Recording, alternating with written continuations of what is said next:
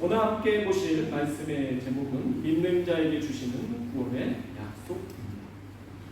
우리가 지난주 말씀까지 요시야 왕이 죽은 이후에 이제 왕이 여호아스가 왕이 되죠. 여호아스는 애국으로 이제 포로로 끌려가게 됩니다. 그리고 세워진 왕이 요야김 왕이 왕으로 세워집니다. 요야김 왕도 약 11년 정도, 11년, 12년 정도의 통치 기간을 갖고 그가 이제 죽게 되고 그 아들 요야긴이 왕이 되게 됩니다. 고니아라고 부르는 이 요야긴은 1년도 채 왕위를 이어가지 못하고 그가 포로로 바벨론으로 끌려가게 됩니다. 그리고 바벨론에서 그 다음 왕으로 세운 사람이 바로 시드기야입니다. 요시야 왕에게는 요아스, 요야긴 그리고 시드기야라는 이런 아들들이 있지만 먼저 조카가 먼저 왕이었던 거죠. 그리고 요야긴 조카가 왕에서 물러나고 난 다음에 삼촌 시드기야가 다시 왕권을 잡게 되는 겁니다. 이 시드기야 왕은 나이가 21살 때, 그러니까 그가 성경은 이렇게 말합니다. 시드기야 왕이 통치하고 난 이후에 9년 10개월이 된 때에 바로 그러니까 바벨론에서 느부갓네살이 쳐들어와서 이 예루살렘 전체 성을 에워싸고 그 상태로 언제까지 가냐면 시드기야 통치 11년 4월 9일까지 가게 됩니다. 그러니까 2년에서 2년 반 그 정도가 완전히 예루살렘 성이 갈대아. 그러니까 여러분이 알아야 될 거는 갈대아 군대라고 말하면 이 갈대아 군대가 말하는 게 바벨론의 느부갓네살 왕의 군대가 말합니다. 이 군대가 다 에워싸게 됩니다. 이 가운데서 있습니다. 우리가 그 가운데서 우리가 봤던 것 지난번에는 요야긴 왕 때에도 레갑 자손 같은 사람이 있습니다. 오늘은 그러면 하나님께서도 또 오늘도 마찬가지입니다. 오늘 본문 말씀 속에서도 시대가 어려워도 그 어려운 가운데서도 남아있는 믿음의 사람들이 있는데 그 사람이 바로 오늘 또 소개되어집니다. 먼저 성경은 이렇게 말해줍니다. 시드기야 왕을 통해서 우리의 모습을 보게 해주는데요. 시드기야 왕은 어떠한 사람이었는가? 그가 21살 때 왕이 되었고 그가 아들들도 있었고 그리고 이제 11년 정도 이제 통치를 하다가 이제 그가 포로로 끌려가게 되어지고 그 이후에 이제 죽었겠지만 그러니까 그가 포로로 끌려갔을 때 나이가 32살 정도 되는 거죠. 물론 고대에는 일찍 결혼하고 뭐 일찍 앞섰지만 그래도 나이가 오늘날 우리가 기준으로 봤을 때 그렇게 참 많은 나이가 아닙니다. 그가 이제 왕이 되고 나니까 그러면은 왕이 되고 나서 통치를 해야 되는데 누군가를 의지할 수밖에 없습니다. 왜냐하면 갑자기 본인도 왕으로 느부갓네살이 세워놓다 보니까 어떻게 이끌어야 될지 모릅니다. 그러니까 누군가를 의지해야 돼요. 그리고 여러분 솔로몬이 왕이 되고 난 다음에 하나님 앞에 구했던 것이 무엇입니까? 하나님, 아버지가 이렇게 통일왕국을 만들어놨는데 제가 잘 이끌 지혜가 필요합니다. 하나님 제게 지혜를 주세요. 그래서 여러분 이 지혜는 무엇입니까? 앞날을 내다보고 나라를 어떻게 이끌어가야 될지 어떻게 이걸 보고 선견지. 그리고 성경에서는 선지자를 뭐라고 말하냐면 선견자라고 합니다. 앞날을 내다본다. 미래에 해안이 있다. 그래서 이렇게 앞날에 대한 예언을 할 수 있는 사람, 앞날에 대한 이렇게 볼 수 있는 눈, 마치 영적인 이런 제3의 눈이 있는 것처럼 바라볼 줄 아는 사람이 바로 선견자. 그래서 누가 필요로 합니까? 왕들은 이런 선견자가 필요한 거죠. 근데 그 선견자가 성경은 하나님의 말씀을 듣고 앞날을 바라볼 줄 아는 사람들이 진정한 선견자임을 말해줍니다. 그런데 사람들은 어떻게 합니까? 여러 박수, 무당, 여러 점치는 사람들을 의지하게 되는 겁니다. 그래서 왕들이 주변에 뭐 점치는 점쟁이들, 점술사들 옆에 두는 겁니다. 그래서 그들에게 물어보는 거예요. 자, 시드기야 왕은 보면은 이 전에 여호야긴 왕은 하나님의 말씀을 듣고 그러니까 예레미야가 말하고 바룩이 받아 적었죠. 그렇게 해서 만들어진 두루마리 성경을 읽는 가운데 읽고 나면 잘라서 불에 태우고 잘라서 불에 태운 사람이 여호야긴 왕이었는데 그렇게 강팍한 사람도 아닌 것 같아요. 시드기야 왕은 어떤 사람이냐면 그냥 눈치 보는 사람은 저쪽 눈치를 봐요. 근데 왕이 되고 나니까 누구 눈치를 보냐면 고관들의 눈치를 보고. 자, 예레미야는 끊임없이 무슨 말을 합니까? 하나님께서 이스라엘의 범죄로 말미암아 그 전에 조상 때부터 너희들이 계속 지어왔던 그 범죄로 말미암아 하나님께서 이 남유다를 멸망시키기로 계획하셨다. 북이스라엘은 이미 멸망하였고 이제 BC 587년경에 이제 남유다도 멸망할 것이다 라고 이제 말씀을 하시는 거죠. 근데 그러면은 멸망하고 난 이후에 어떻게 할 것인지보다 멸망할 때 그 시점에 너희가 어떠한 태도를 가질 것인지 알려주는 거예요. 근데 시드기야가 어떻게 행하냐면 그 말을 듣기는 들어요. 예레미야를 데려다가 놓고 하나님이 무슨 말을 하시더냐. 예레미야는 말합니다. 왕이시여, 하나님께서 이미 예정하신 것입니다. 그러니까 왕께서는 결정을 내리셔야 됩니다. 백성들 위해서 왕이 빨리 하나님께서 계획하신 일이기 때문에 왕이 버티면 안 됩니다. 이건 신속하게 빨리 결정을 내려야 됩니다. 무슨 결정을요? 느부갓네살 왕에게 항복을 선언하시고 그리고 그런 가운데서 왕께서는 석정왕으로서 그 바벨론의 치하 안에서 왕이 나라를 다스리게끔 하나님이 하실 것이다. 왕을 지키실 것이다. 그리고 백성들을 지키실 것이다. 라고 말을 합니다. 근데 그냥 별로 내키지 않습니다. 왜냐하면 시드기야 왕도 그게 내키지 않았지만 주변에 있는 고관들이 다 싫어합니다. 누굴요? 시드기야 말을 예레미야의 말을 다 싫어해요. 다 예레미야의 말을 싫어해요. 예레미야가 자기 아주 되게 부정적인 말을 한다.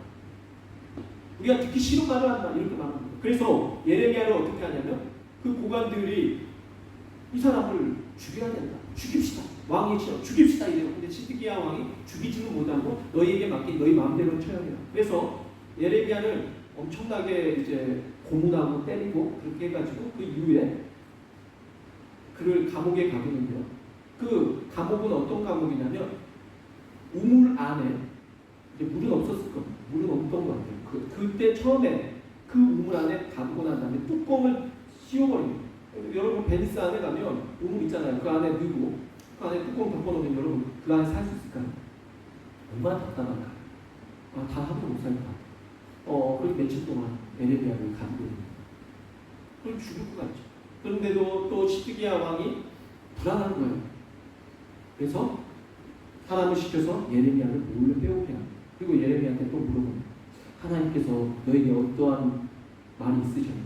예레미야가 또 말합니다. 하나님께서 결정하셨습니다. 왕께서 빨리 항복을 선언하시고 그게 왕도 살고 백성들도 사는 길입니다. 라고 알려줍니다. 그리고 난 다음에 예레미야가 무슨 말을 하냐면 왕이시여 다시 저를 그곳으로 보내지 마세요. 두렵습니다. 죽을까 두렵대요. 자 여러분 여기서 아셔야 돼요. 우리는 알 때 신앙인들은 예수 그리스도를 믿기만 하면 두려움이 없다고 생각합니다. 없습니까? 네. 애들이 간혹 뒤에서 갑자기 목사님 하면 저 엄청 놀래요. 네. 자 믿는 사람은 귀신 보고 안 무섭습니까? 무서워 놀래요.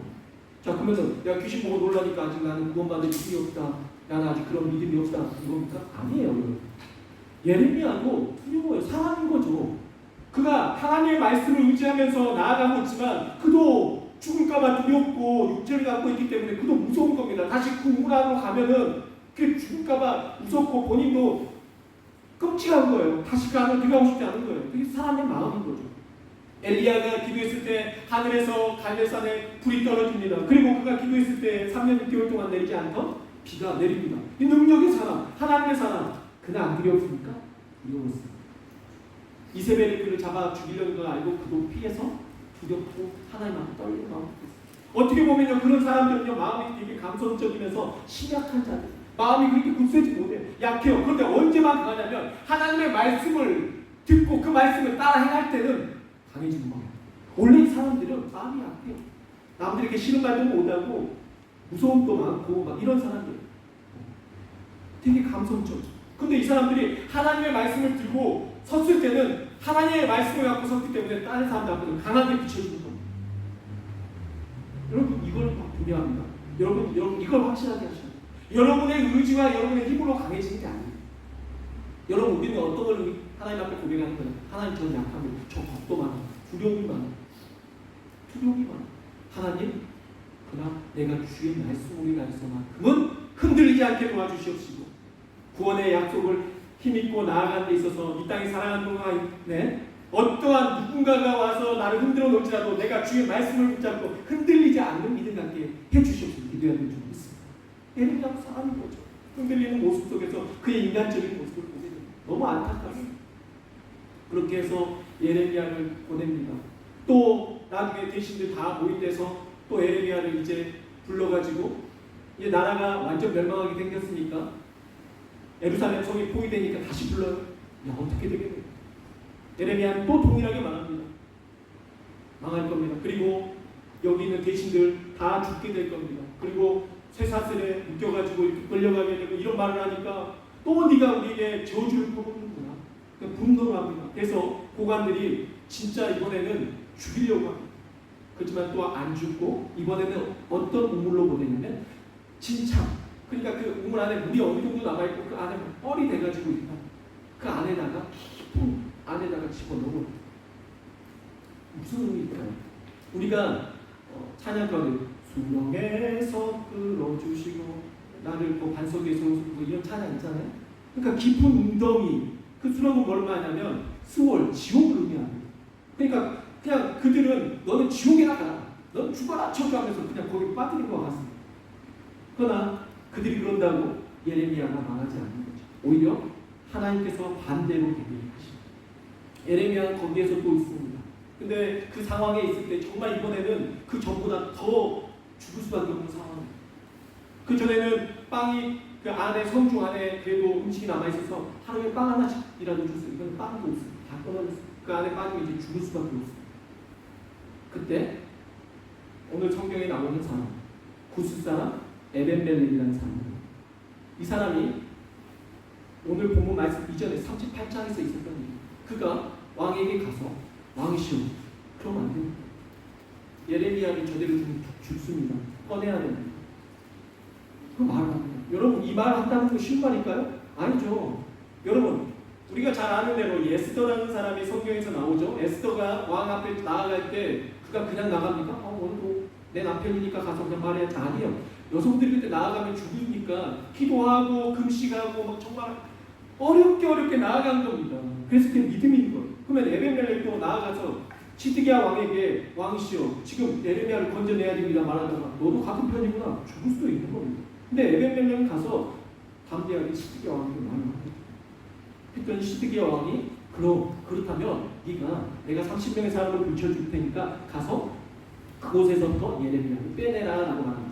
그래서 30명의 사람들을 데리고 가서 왕의 헛간 곳간 같은 데 가니까 허목 같은 게 있어요. 우리 뭐 헌옷 무슨 천 같은 게 있어요. 그걸 막 이었겠죠. 묶었을 겁니다. 이어서 내렸던 것 같습니다. 그런데 예레미야가 힘이 다 빠져 있었겠죠. 본인이 그 깊은 곳에서 막 당겨가지고 나올 힘이 없잖아요. 그러니까 에벤멜렉이 이렇게 말합니다. 예레미야 그 끈을 이 겨드랑이 사이에 끼십시오. 그냥 이렇게 귀했던 것 같아요. 그 다음에 이렇게 묶었겠죠. 그러면 이제 그 다음에 위에서 30명의 사람들이 줄지어서 영차에서 당겨 올렸을 거예요. 왜냐하면 그냥 올리기도 힘든데 뻘 같은 곳에 빠져 있다면 거기에서 건지면 더 어려운 거죠. 어떤 한 영상에서 그런 게 나오더라고요. 엄청 큰 외국에 있는 뭐 사슴이 아니라 엄청 큰 거 있잖아요. 뿌리 있는 게 도로로 나와서 사람들한테 이렇게 하니까 무슨 일인가 해서 피했는데 알고 봤더니 보험을 요청한 거예요. 짐승 보험. 왜 그래서 사람들 다 보고 이제 무서워서 피했는데 한 사람이 짐승을 따라가 보니까 보험을 따라가 보니까 자기 가족들이 다 짐승 뻘 가운데 다 빠져 있는 거죠. 한 마리는 아예 죽었고 두 마리는 힘을 다 잃고 죽어가고 있는 거예요. 그런 뻘이가 픽 빠져 있으면 죽을 수밖에 없는 거죠. 그래서 어찌됐든 당겨가지고 건져냈는데도 힘에 다 빠져가지고 건져냈는데도 죽어가고. 그러니까 그만큼 힘든 거예요. 그 뻘에 빠져가지고 진창 가운데 빠져가지고 예레미야가 그렇게 그곳을 건져낸 겁니다. 누굴요? 누가 건져낸 겁니까? 에벤멜렉이 마을에서 건져낸 겁니다. 그런데 성경에서 분명한 것은 하나님이 에벤멜렉의 이 행함을 기억하고 계셨던 겁니다. 이제 시드기야 왕 제11년 4월 9일에 남유다는 완전히 이제 멸망하게 됩니다. 이때 그동안 시드기야 왕은 어떠한 위치에 처했다고 항상 주변의 눈치를 살폈어요. 고관들의 눈치를 보고 어떻게 해야 되지? 그리고 예레미야 말을 많이 들었어요. 그렇지만 그 에레미야 말을 그냥 듣고 흘려버렸어요. 여러분 분명히 아셔야 됩니다. 하나님의 말씀을 듣는 것보다 그 말씀을 듣고 난 다음에 그 다음에 여러분 뭔가 변화가 일어나야 돼요. 말씀을 듣고 난 다음에 우리가 변화가 일어나야 돼요. 말씀을 듣는 건 누가 못해요? 예레미야의 말을 수없이 다 들었습니다. 그러나 듣는다고 끝난 게 아니었습니다. 듣는다고 눈이 띄었던 게 아닙니다. 보지 못했습니다. 시드기야 왕은 보기를 원했습니다. 그러나 그는 보지 못했습니다. 그가 마지막에 본 게 무엇인지 압니까? 그 앞으로 바벨론의 군대가 이제 그 아들들을 데리고 옵니다. 누구의 아들들이죠? 시드기야 왕의 아들들. 21살 왕이 돼가지고 한 11년 통치하다가 그가 잡혔으니까 아들들이 몇 살이 됐을까요? 한 5살, 6살, 7살 뭐 이렇게 됐을 거예요. 그런 애들을 쫙 해놓고 아버지 앞에서 얘들 다 죽여요. 그리고 난 다음에 그동안 자신이 집었던 그리고 자신과 함께 했던 그 신하들을 다 죽입니다. 그리고 난 다음에 어떻게 하냐면 시드기야 얘들을 뽑습니다. 그러니까 마지막에 본인이 보았던 건 아들들 죽는 거 그리고 자신이 믿어왔던 그 모든 것들을 그 사람들이 다 죽는 걸 보고 나면 천차만별 빛이 나죠. 그걸 통해서도 주는 교훈이 있는 거예요. 그는 정말 보기를 원했지만 제대로 보지 못했습니다. 에벤멜렉은 안 본 것 같지만 정말 하나님의 말씀을 그대로 믿고 의지했습니다. 그 결과 완전히 다르게 됩니다. 모든 신하가 다 죽었습니다. 근데 그 가운데서 누가 살아났어요? 구스 사람. 그 사람은 왕의 넷이라고 말하는데요. 그러니까 구스 사람이라면 오늘날로 말하면 에디오피아 이렇게 말합니다. 그 에디오피아 사람 출신 자체가 남유다 사람이 아니에요. 선택받은 민족이 아니에요. 이방인 출신이에요. 그러나 그가 하나님의 말씀을 의지했을 때 하나님께서 어떻게 하셨다? 그를 구원하셨다라는 것입니다. 근데 여러분이 아셔야 될 게 이겁니다. 하나님의 말씀을 믿는 자에게 구원을 주시는 것이 하나님의 계획이신 것입니다. 달라진 겁니까? 구약과 신약 학생들이 항상 물어봐요. 목사님, 구약에서는 어떻게 구원받고 지금 이제 신약에 와서는 예수님 믿어서 구원받고 구약 사람들은 예수 안 믿었으니까 다 지옥 갔겠네요? 이렇게 물어봐요. 아닙니다. 변함없습니다. 하나님을 여호와 하나님을 구약에는 여호와 하나님을 믿어서 구원받은 것입니다. 자, 그렇다면 죄의 문제가 해결돼야 되는데요. 구약에는 죄의 문제를 어떻게 해결했죠? 짐승을 잡아다가 제사를 통해서 그 속죄를 통하여서 본인들의 죄 용서를 받았습니다. 그리고 그것만이 다가 아닙니다, 여러분. 중요한 것은 믿어야 된다. 하나님의 말씀을 믿고 신뢰하고 말미암아 구원 얻게 되는 것입니다. 자, 신약에 와서는 어떻게 됐죠? 예수님이 직접 하나님이신 그 하나님의 아들이신 그가 이 땅에 오셔서 본인이 화목 제물이 되어주신 거예요. 어린 양으로서 오신 거예요. 희생 양으로서. 화목 제물로서 오셨어요. 그리고 또한 그가 누구십니까? 대제사장의 역할까지 하십니다. 그래서 본인이 본인을 직접 제사로 드린 거예요. 제사장들은 양들이 오면 죽여가지고 올렸는데 이 제사장은 하나님이신 그 예수 그리스도께서는 본인이 본인을 제물로서 하나님 앞에 드려버린 것입니다. 그러므로 인해서 화목제물이 된 거예요. 영원한 제사가 된 겁니다. 그래서 우리는 오늘날에 예수 그리스도를 믿기만 하면 오늘날 우리가 양을 데리고 와서 죽이지 않아도 예수 그리스도를 믿기만 하면 그 예수 그리스도의 의를 힘입어서 우리가 하나님 앞에 죄 용서받고 구원받게 되는 것입니다. 동일한 건 무엇입니까? 하나님의 말씀 그대로 믿는 것입니다. 뭐가 달라진 겁니까? 구약과 신약이 달라진 겁니다. 자, 여러분 이렇게 생각하시면 돼요. 우리가 예전에 법이 있을 거 아니에요. 예전에 법. 그러니까 코로나 이전에 법이 있었어요. 코로나 이후가 되고 난 다음에 법이 개정됐어요. 자, 그러면 우리가 어떻게 해야 되죠? 개정된 법이다가 자, 베니스 안에 본성 안에 공짜로 다녔는데 이제부터 돈 받기로 했다. 아유, 이전에 공짜로 다녔는데 그런 게 어디냐? 여러분 들어가면 어떻게 돼요? 그럼 불법이 되는 거예요. 바뀌었으면 바뀐 것을 따라가야 되는 거죠. 마찬가지입니다. 그러면 바뀐 거예요. 뭐가 바뀐 거예요? 이제는 우리가 구원의 방법이 예수 그리스도를 믿음으로 말미암아 구원 얻게 하시는 하나님의 그 계명으로 바뀐 거예요. 그 전에는 짐승을 들여서 하나님 앞에 우리의 죄를 용서받았다면 이제는 예수 그리스도를 믿음으로 말미암아 우리가 죄 용서를 받고 구원 얻는 걸로 바뀐 거예요. 그러면 우리가 어떻게 해야 돼요? 그 법을 새 법을 따르는 거예요. 그 법이 바뀐 거지 본질은 똑같아요. 어떤 본질이요?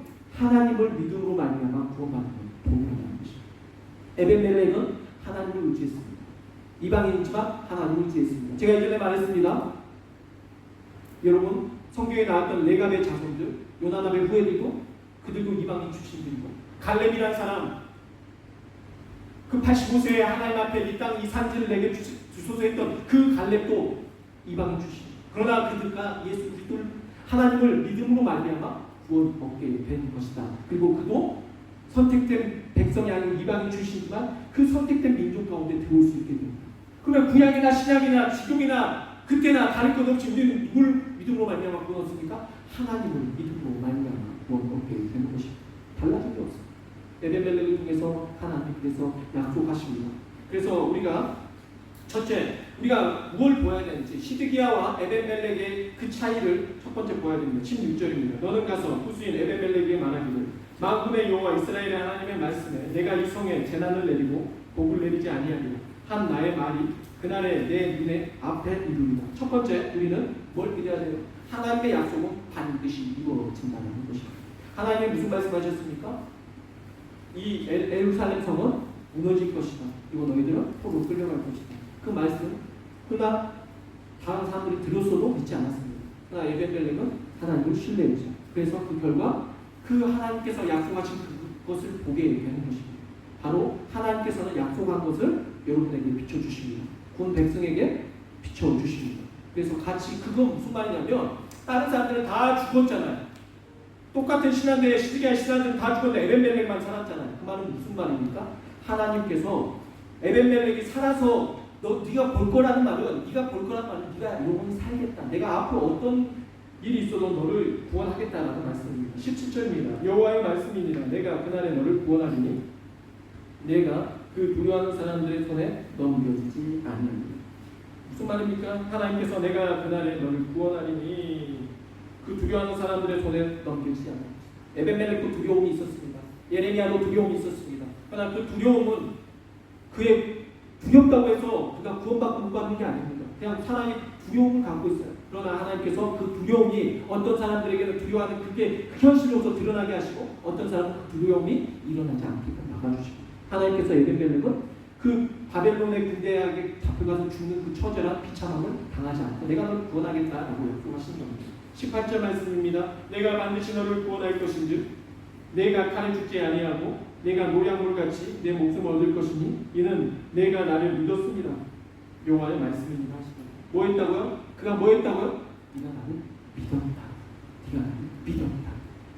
여러분 하나님 뭘 보십니까? 이 땅에서 여러분에게 뭘 보시겠어요? 여러분 재산을 보시겠어요? 뭘 보시겠어요?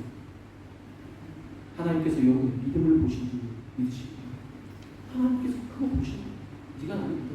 남들은 다 안 믿고 떠날 때 마지막 때 예루살렘 성이 무너져 갈 때 우리가 말하는 그 말세 여러분 말세라고 말하면 여러분 오해하지 마세요. 말세라고 그러니까 이제 보시면 또 예수님 곧 오신다 그러니까 아무것도 하지 말자 이거는 그게 아니에요. 언제부터 말세냐면요 예수님이 이 땅에 오셔서 부활하시고 난 이후부터 그때부터 말세라고 했어요. 그때부터 세상은 계속 말세입니다.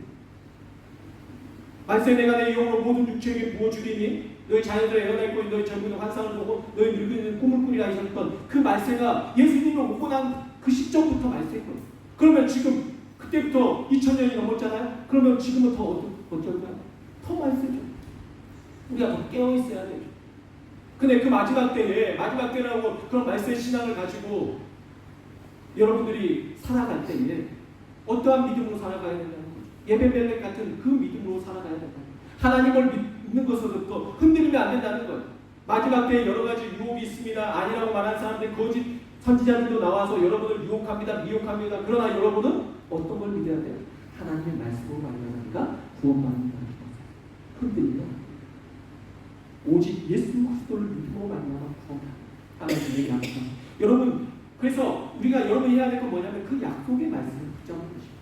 오늘 말씀은 결국 하나입니다. 동일한 말씀을 여러분에게 전합니다. 무엇입니까? 첫 번째, 하나님의 약속은 여러분에게 주어졌습니다. 그 약속을 여러분이 붙잡아서.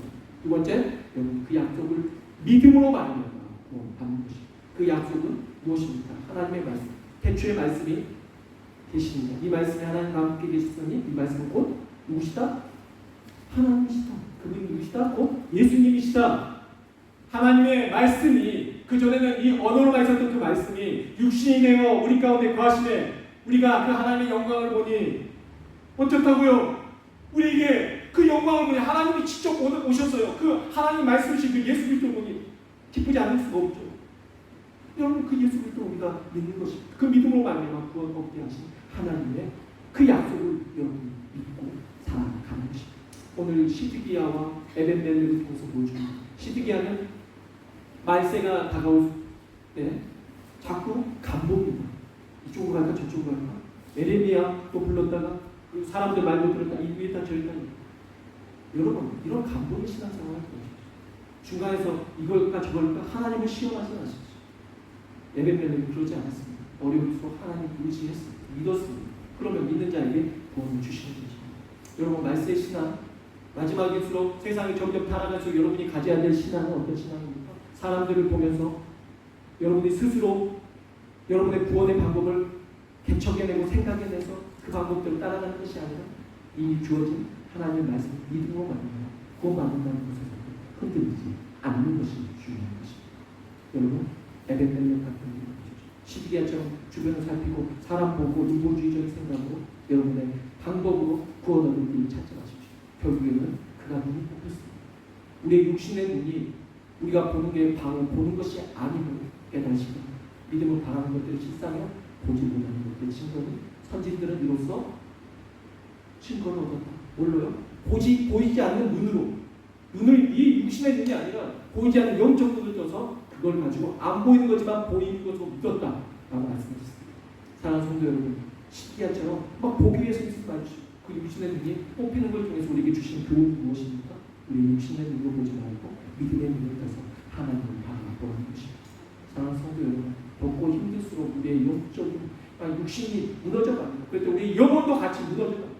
이럴 때 여러분에게 필요한 것, 우리에게 필요한 것 우리가 믿음의 눈을 뜨는 것입니다. 하나님 믿음의 눈을 뜨고 흔들리지 않게 도와주시옵소서. 오직 예수 그리스도를 믿음으로 말미암아 구원하는 이신신 의인은 믿음으로 말미암아 삶을 하신 그 말씀을 부여잡고 늘 승리하시면서 구원에서 흔들리지 않는 믿음으로 사시기 주의 손 이름으로 축복합니다. 기도하겠습니다.